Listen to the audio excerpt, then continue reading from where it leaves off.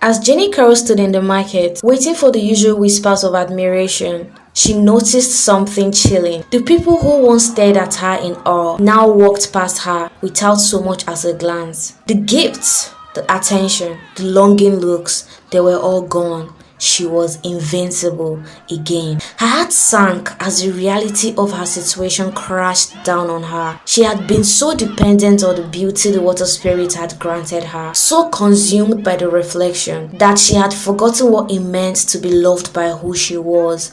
Panic clawed at her insides as she tried to get the attention of one of the merchants she had often flirted with, but he barely looked her way. Desperation overtook her. She grabbed a handful of flowers from a vendor's cart and held them out, forcing a smile onto her face. "Do you not see me? Do you not remember me?" she cried. But the vendor shook his head, looking past her as though she were no one. Without her beauty, Jennycurl was nothing. No one noticed her anymore. She was as invincible as the mist that hovered over the river in the morning. Anger surged through her veins, and she stormed back to her house, where the broken shards of the mirror still lay scattered on the floor. She couldn't stand the sight of herself anymore. The beauty she had once wielded like a weapon was gone, and with it, her power. The cruel truth was undeniable. Without her looks, Jennycurl had nothing. Her arrogance, her pride, and her cruelty had driven everyone away. She had no friends, no suitors, no one who cared about her, not even the water spirit who granted her the wish. That night, as she laid in her cold bed, her thoughts twisting with fear, there was a knock on the door. Jennycurl hesitated for a moment, unsure of who would visit her now that she was no longer beautiful. When she opened the door, she found a cloaked figure standing in the darkness, their face hidden beneath the shadows of their hood. "I know what you seek," the figure said, their voice a smooth silk but laced with something sinister. "and I can give it to you."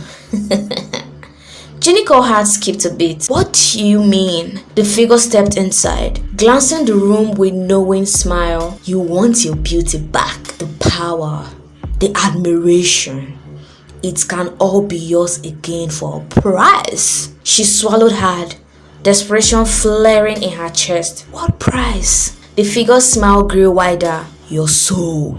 You will keep your beauty by day, but by night, you belong to the darkness." Jennycurl hesitated. The offer was tempting, far more tempting than she wanted to admit. To be beautiful again, to regain the life she had lost, it seemed worth any price.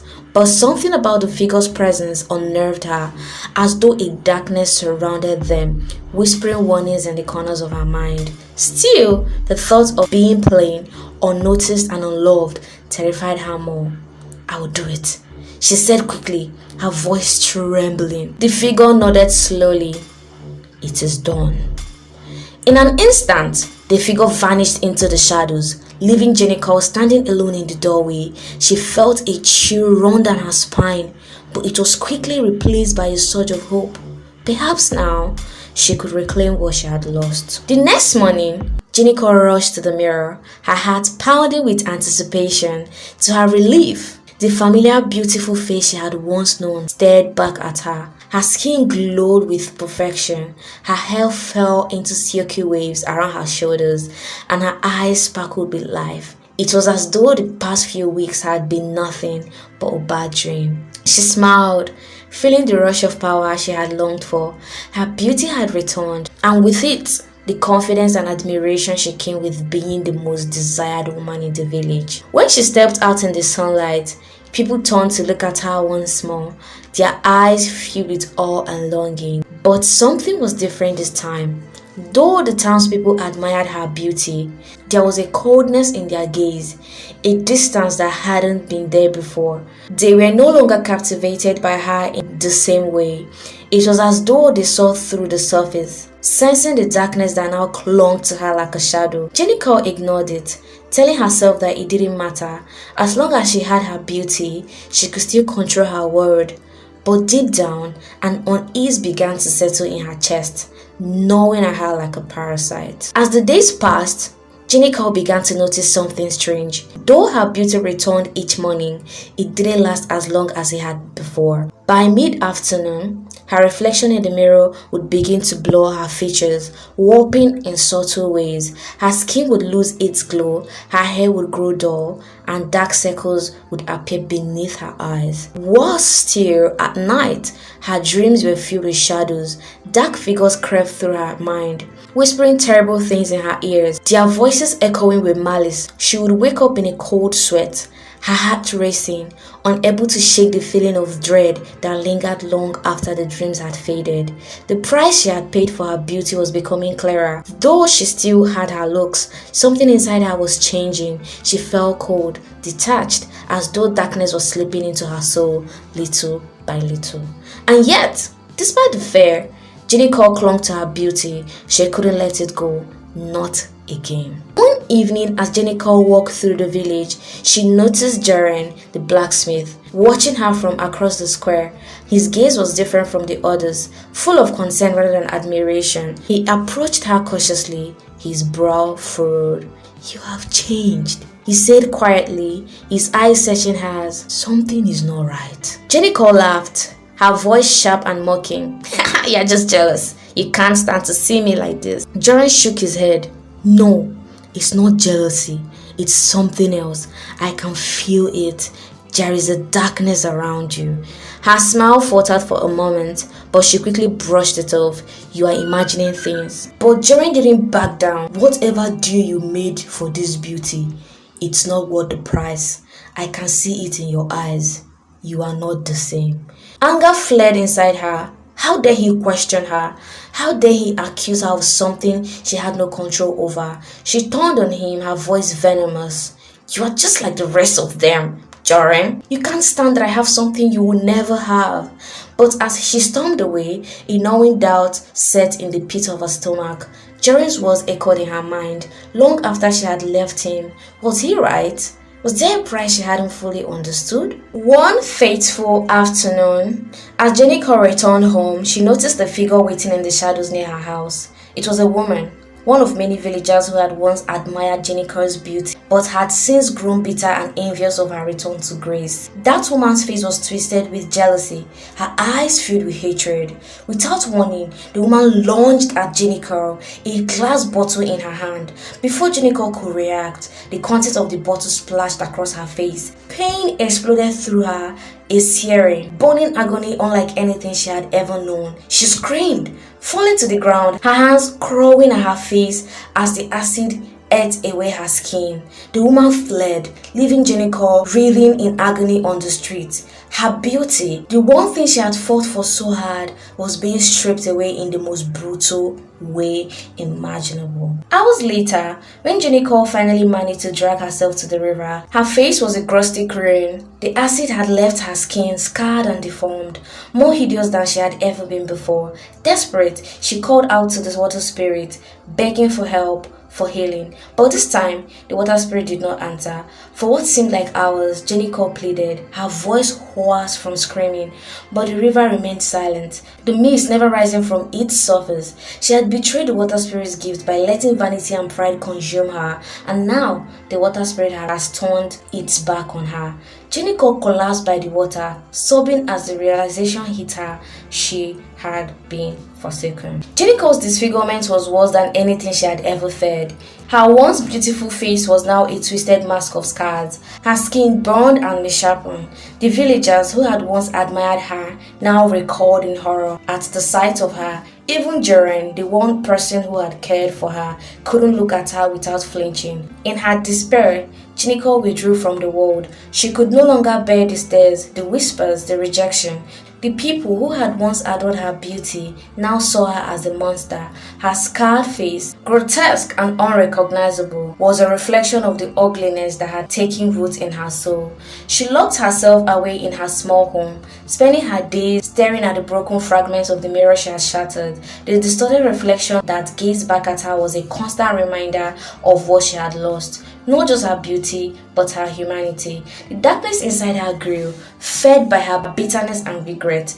Every night, the shadows from her dreams came for her, wrapping around her like tendrils of despair. She no longer begged the water spirit for help. She knew it was useless. The spirit had abandoned her, and she was left to face the consequences of her choices alone. But in her isolation, Jennycurl couldn't escape the outside world. News of her disfigurement had spread through the village, and soon no one spoke of her beauty anymore. She was nothing more than a cautionary tale, a story told to young girls about the dangers of vanity and pride. As the weeks passed, Jennycurl's isolation deepened. She had no visitors, no friends, and no one to care for her. The woman she had once been, proud, beautiful and admired, was gone, replaced by the shell of a person who barely recognized herself. But one evening, a knock came at her door. Jennycurl ignored it at first, assuming it was nothing more than the wind or a cruel joke from one of the villagers. But the knocking persisted, soft and steady. Reluctantly, she opened the door, only to find Jerry standing on the other side. His eyes were filled with a sadness that took her by surprise, and for a moment she couldn't find the words to speak. "I heard what happened," he said quietly, stepping inside without waiting for an invitation. "I've been worried about you." Jennycurl turned away, unwilling to let him see the extent of the damage. "There's nothing to worry about, I'm fine." "You are not fine," Jaren said, his voice filled with quiet determination. "I can see it in your eyes." She laughed bitterly, the sound hollow in the empty room. "What does it matter? I'm hideous now. No one cares about me, not even the water spirit who gave me my beauty." Jaren's expression softened. "I care." Jennycurl froze, her heart pounding in her chest. She hadn't expected that, hadn't expected anyone to care for her, especially not after everything she had done. Slowly, she turned to face him, her eyes brimming with tears. "Why?" she asked, her voice barely a whisper. "Why do you care? Look at me, I'm a monster." Jaren shook his head. "You are not a monster, Jennycurl. You have made mistakes, yes, but that doesn't mean you are beyond redemption." The sincerity in his voice shook her to her core, but for the first time in weeks, someone was looking at her, not with horror or disgust, but with compassion. It was more than she deserved. Over the next few weeks, Jaren visited Jennycurl regularly, bringing food and supplies and sitting with her in silence when words were too difficult. His presence was a lifeline, a reminder that not everyone had abandoned her. But no matter how much she tried to reach her, the scars on Jennycurl's face and soul remained. She had learned the hard way that beauty, once lost, could never truly be regained. The pain of what she had become was unbearable, and the weight of her choices pressed down on her like a suffocating fog. One night, as she lay in bed, the familiar darkness crept into her dreams. The shadows whispered in her ears, taunting her with memories of the life she had thrown away. But this time, there was something different. Among the shadows, a voice called out to her, faint but unmistakable. It was the water spirit. "You have learned much, Jennycurl," the spirit said, its voice gentle but firm. "You have seen the consequences of vanity and pride, but the true lesson lies not in your beauty, but in your heart." Jennycurl wept in her sleep. The weight of the water spirit was sinking into her. She had been so focused on the outward appearance and on the admiration of others that she had forgotten what truly mattered. Beauty wasn't just about what lay on the surface. It was about kindness, compassion, and humility. Qualities she had cast aside in her pursuit of perfection. When she woke the next morning, something had changed inside her. The scars on her face were still there, but they were no longer filled with the same sense of dread. She had accepted her fate. In doing so, she found a small sliver of peace. For the first time in months, Jennycurl stepped outside her home. The villagers stared, but she no longer cared. Their opinions, their judgments, they no longer held power over her. She had learned, painfully and slowly, that true beauty wasn't something that would be taken by acid or scars. It was something that came from within. Jerry met her at the edge of the village, his face filled with quiet pride as he saw her standing tall, no longer hiding from the world. Without a word, he extended his hands to her, and together they walked towards the river. At the water edge, Jennycurl knelt, her reflection distorted by the rippling surface. She didn't flinch this time. Instead, she stared at the face looking at her, scarred, imperfect, but still hers. The water spirit's voice echoed in her mind one last time. "True beauty, Jennycurl, is found in the heart. Never forget that." As the sun dipped below the horizon, Jennycurl smiled, truly smiled. For the first time in what felt like an eternity, she had lost so much, but she had gained something far more valuable: understanding. The journey had been painful, but in the end, it had led her to the truth. Beauty wasn't about how the world saw her, it was about how she saw herself. And in that moment, for the first time, she felt beautiful.